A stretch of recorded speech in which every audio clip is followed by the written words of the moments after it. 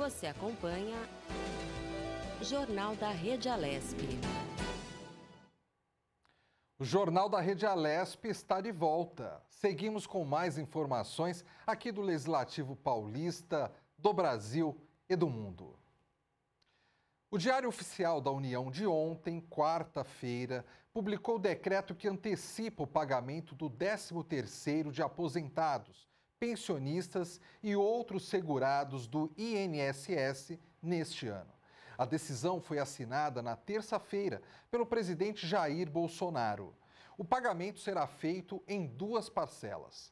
A primeira, correspondente a 50% do valor, será paga juntamente com os benefícios de maio, entre os dias 25 de maio e 8 de junho. A segunda parte será paga com os benefícios de junho, entre 24 de junho e 7 de julho.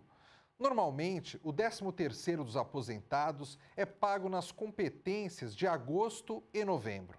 Segundo estimativas do Ministério da Economia, a medida deve injetar 52 bilhões e 700 milhões de reais na economia do país. A Justiça Federal de São Paulo concedeu autorização em caráter liminar provisório para o Sindicato dos Comerciários de São Paulo adquirir vacinas contra a Covid-19 sem a obrigatoriedade de repassar as doses ao Sistema Único de Saúde, o SUS, conforme determina uma lei federal que entrou em vigor em março deste ano. A decisão do juiz federal Paulo Alberto Sarno também autoriza a imunização de associados à entidade, independentemente da observância da ordem prioritária, determinada pelo Plano Nacional de Imunizações, o PNI, e que foi publicada ontem, quarta-feira, dia 5.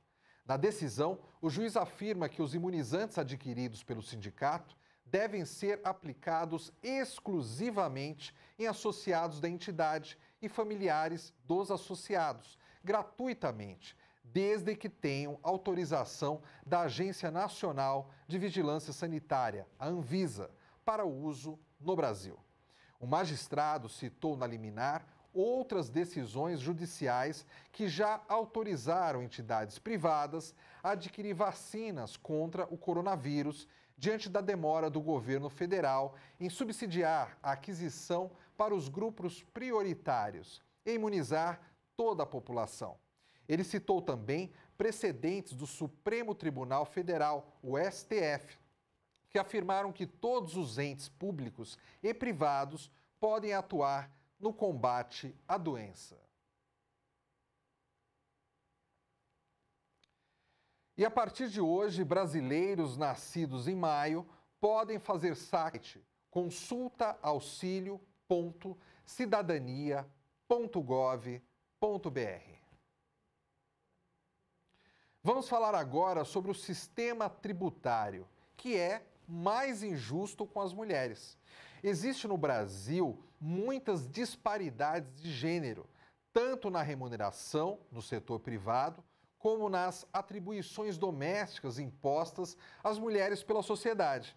Segundo dados de 2019 do Instituto Brasileiro de Geografia e Estatística, o IBGE, as mulheres ganham 22% menos que os homens. Entre aquelas que têm ensino superior, a diferença é de 40%.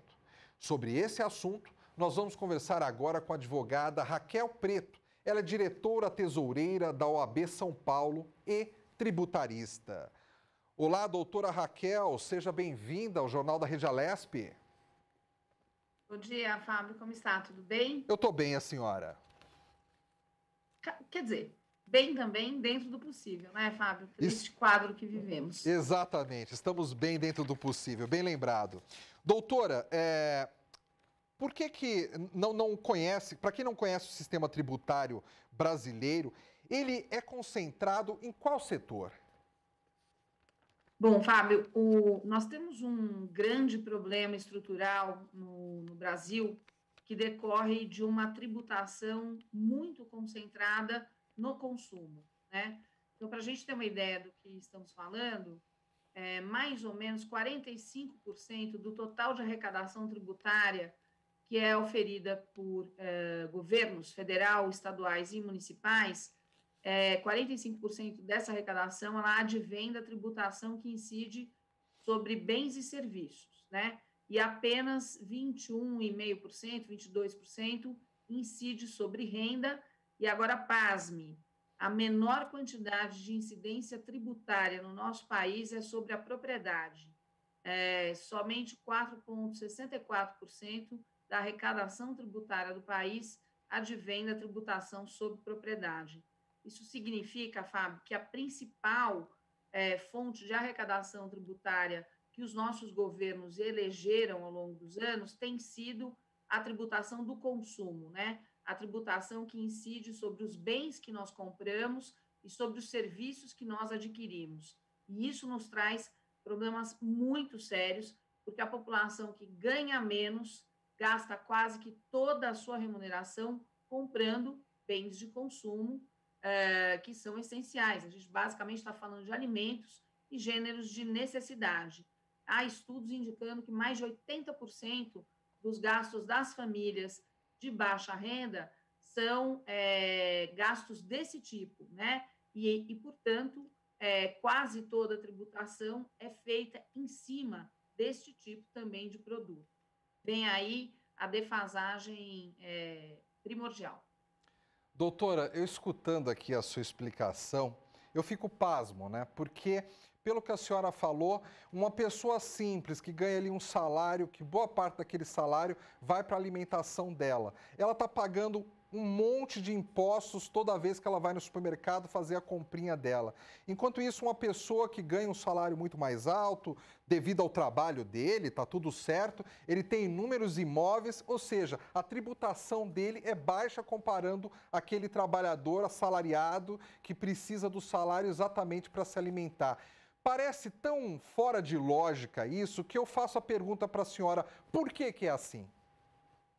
Bom, veja, Fábio, essa é uma escolha estratégica, né? Uma escolha de política de Estado, aliás, não é nem política de governo, lembrando que política de Estado é a política que transcende os governos, e a política de governo é a política posta por um governo específico durante o seu mandato.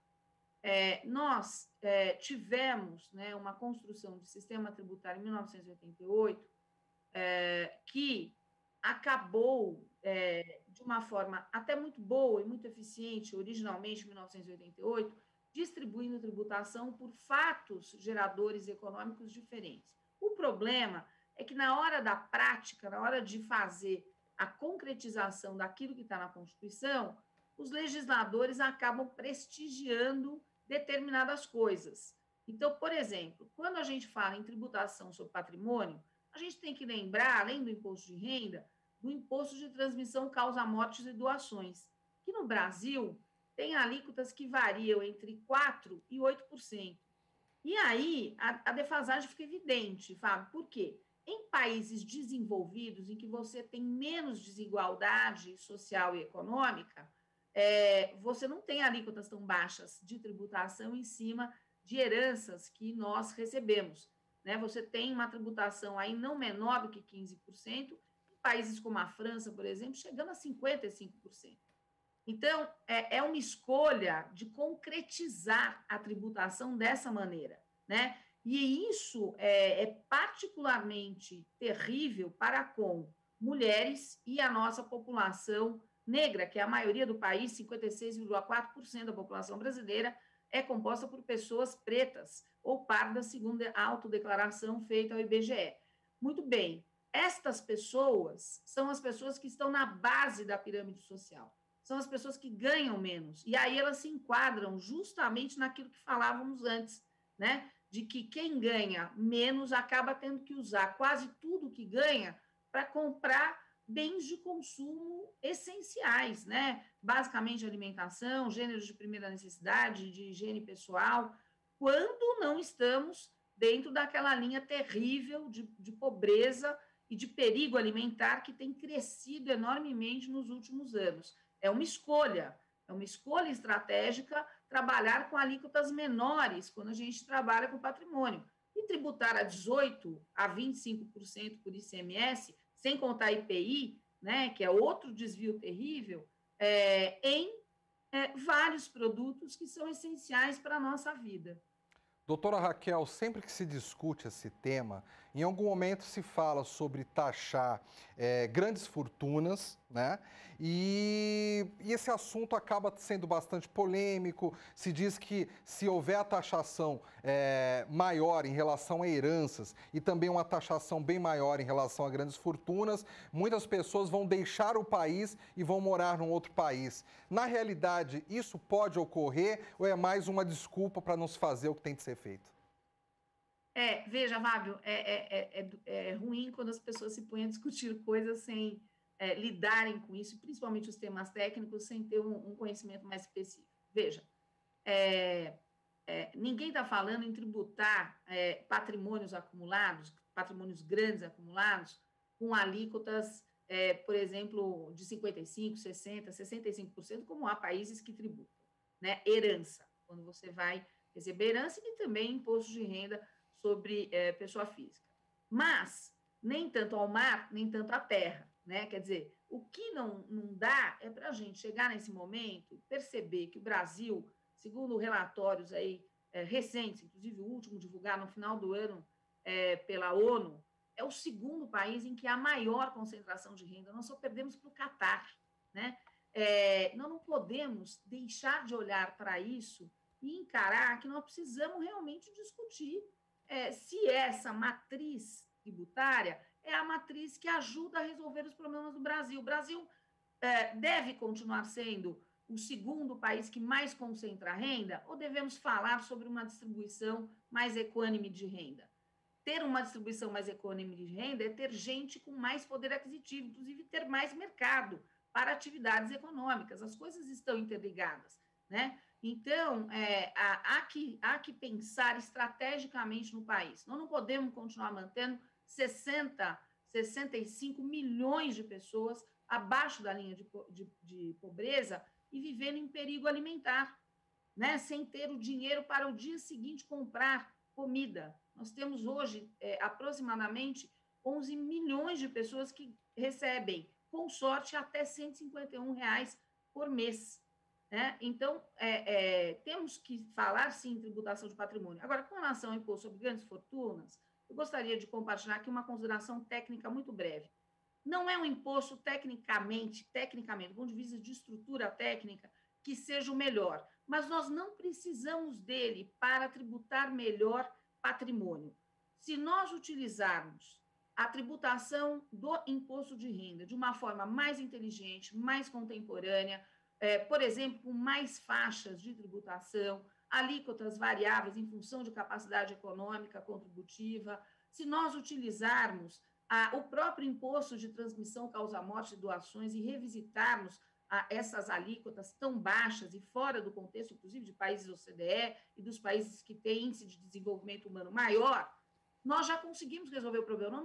Nós não precisamos inventar novas coisas, nós temos que aproveitar as ferramentas do sistema tributário brasileiro, que são estruturalmente boas, mas que estão subaproveitadas por escolhas de estratégia governamental, porque não se quer tributar melhor a concentração de patrimônio. Simples assim.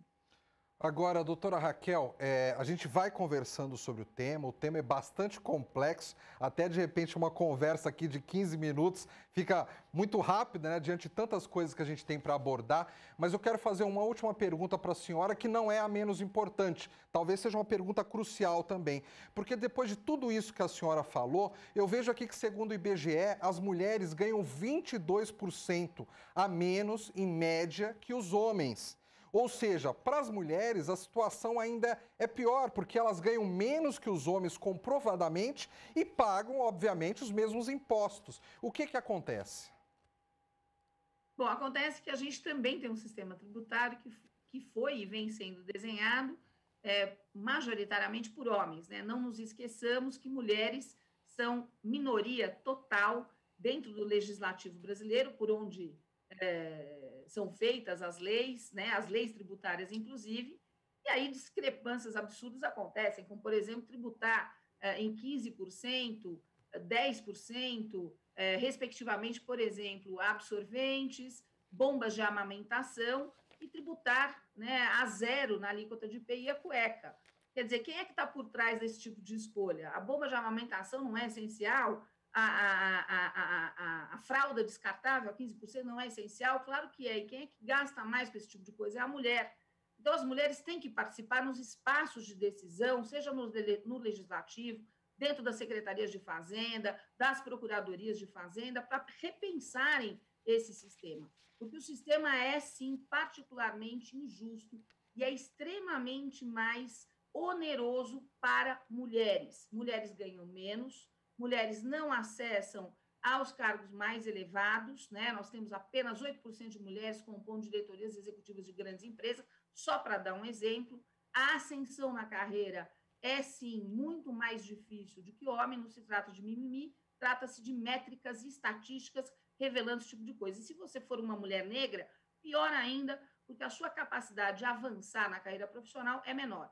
Mulheres, para você também ter ideia, para dar mais uma noção dessa realidade, né, gastam muito mais do que ganham comprando bens essenciais, né, gêneros de primeira necessidade para suas famílias, que são justamente aqueles que sofrem a maior tributação, que é a tributação sobre consumo.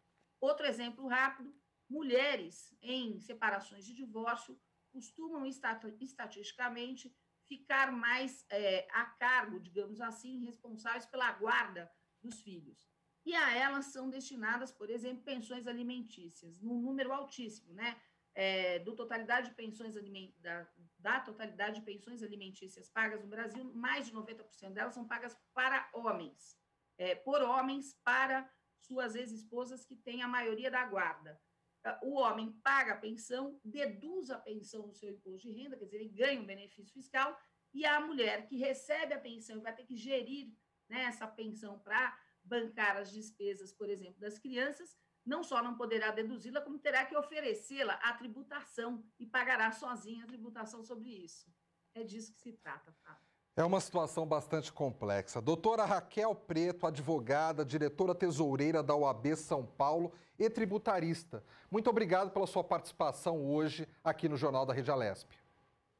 Agradeço também. Um bom dia a todas e todos. Bom dia, bom trabalho. A repórter Melissa Araújo traz os destaques do programa Tribuna Virtual de ontem, que contou com a participação do deputado estadual Carlos Gianazzi, do PSOL, com a deputada estadual Janaína Pascoal, do PSL, e com o deputado estadual Gil Diniz. Acompanhe agora. A pandemia de Covid-19 novamente norteou o debate no Tribuna Virtual, transmitido ao vivo pela Rede Alesp. O deputado Carlos Gianazzi, do PSOL, falou sobre o agravamento na crise da educação no último ano, especialmente por conta de algumas medidas, como o impasse no retorno presencial às aulas.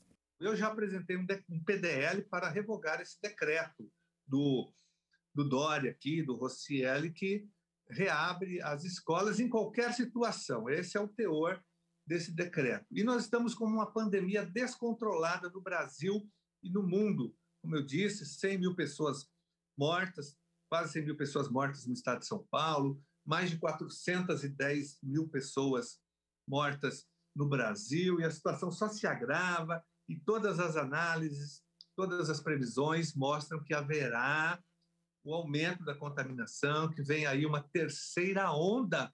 Os especialistas estão dizendo o tempo todo e eles não erram, eles estão acertando. Infelizmente, eu gostaria que eles estivessem errados, mas não estão. Já a deputada Janaína Pascoal, do PSL, enfatizou a modernização para a fiscalização sanitária no estado de São Paulo. Eu gostaria de aproveitar esse espaço para noticiar a população o fato de terem alguns projetos em trâmite, até para possibilitar que a população se manifeste sobre esses projetos. Um deles é o projeto que visa modificar toda forma de inspeção e fiscalização dos estabelecimentos que trabalham com abate de animais, frigoríficos, produtores de frango, que também tem a questão do abate de aves, Nós tivemos já algumas reuniões técnicas na casa.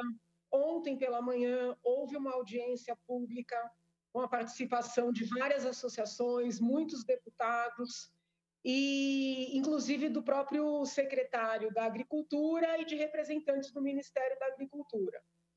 É um projeto muito técnico que vai ter impacto na vida desses estabelecimentos de pequeno, médio e grande porte, e existe um certo embate para saber se essas mudanças, que num primeiro momento constituem sim uma modernização do sistema, poderão impactar negativamente esses estabelecimentos, independentemente do tamanho ou, como alegam alguns críticos, os estabelecimentos pequenos e médios. Hoje, a legislação federal não separa o ato de fiscalizar do ato de inspecionar. O projeto de lei que veio do governo faz essa separação para prever que a fiscalização ficará a cargo dos fiscais, que são funcionários públicos da Secretaria de Agricultura, e que a inspeção passa a ficar a cargo de veterinários que serão contratados pelos próprios estabelecimentos. O objetivo do governo seria liberar pessoal para poder incrementar as fiscalizações e trabalhar um pouco na linha da autorregulação, que não deixa de ser a forma que outras empresas em outros tantos setores já funcionam. Para o deputado Gil Diniz, as sessões presenciais na Assembleia Legislativa do Estado de São Paulo deveriam retornar logo.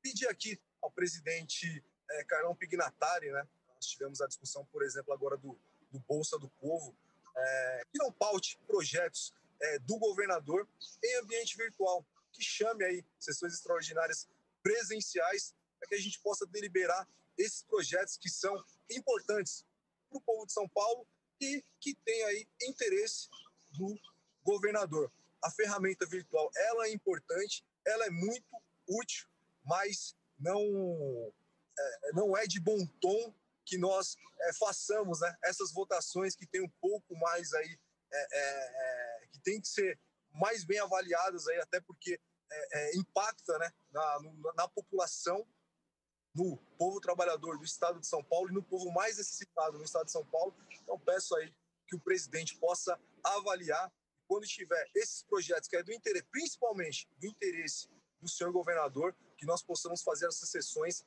no plenário. Vale lembrar que, por conta das recentes medidas restritivas do Plano São Paulo, as atividades parlamentares acontecem remotamente. O Tribuna Virtual é transmitido ao vivo, a partir da 13h, de segunda a sexta-feira, na programação da TV e no canal da Rede Alesp no YouTube. E o Jornal da Rede Alesp vai para um rápido intervalo. Nós voltamos já já com mais informações. É rapidinho.